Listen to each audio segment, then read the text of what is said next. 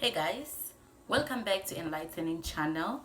Today I'll be reminding you of the words that the Lord God Almighty has said to his chosen nation Israel through his leaders to help them overcome their fear. So today's topic is about fear.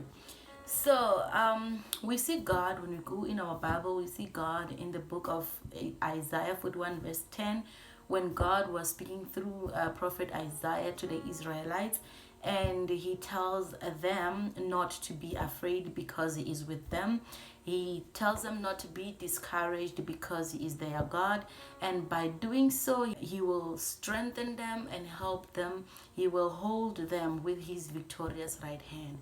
And then when we go again in the book of Joshua 1 verse 9, he tells Joshua, after Moses had died, to take over the leadership to lead Israel to the promised land. He says to Joshua, he says that to him, that he should be strong and courageous, to not be afraid and and not to be discouraged, because he is with him wherever he goes. So when you go to the book of Psalms, whereby we see King David there, he is acknowledging the words that God has said to the prophet Isaiah and to Joshua about being strong, about being not afraid of anything. He now acknowledges those words, and he says that the Lord is my light and my salvation, so why should I be afraid?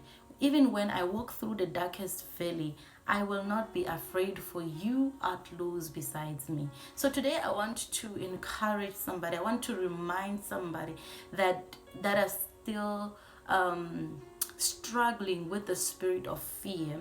So it may be the spirit of fear of poverty, of commitment, of death, of making mistakes, of prayer because you don't know how to pray. It can be because you fear evil.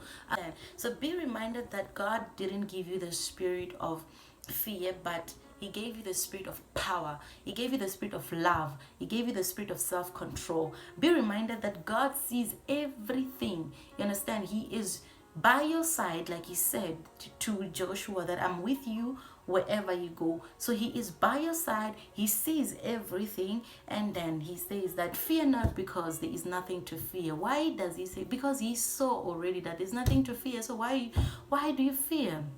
Why should you fear?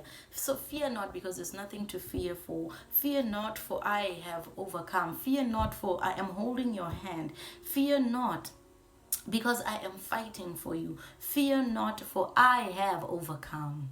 So we are overcomers because our God has overcome everything on our behalf. Stay blessed. We are overcomers. God has done it. He fought for us, so we have nothing to fear for. We have nothing to be afraid for, because our Father is right beside us. He is with us. So I hope you are blessed, you are encouraged, and you are reminded. Let's not fear anything. Let's not allow the devil to speak in our head. Let's not allow the spirit of the devil to possess us, this spirit of fear, because it is not from God. You understand? So let us allow the spirit that God gave us, which is the spirit of power, the spirit of love, and the spirit of self-control, to be the one that is in action. Thank you very much.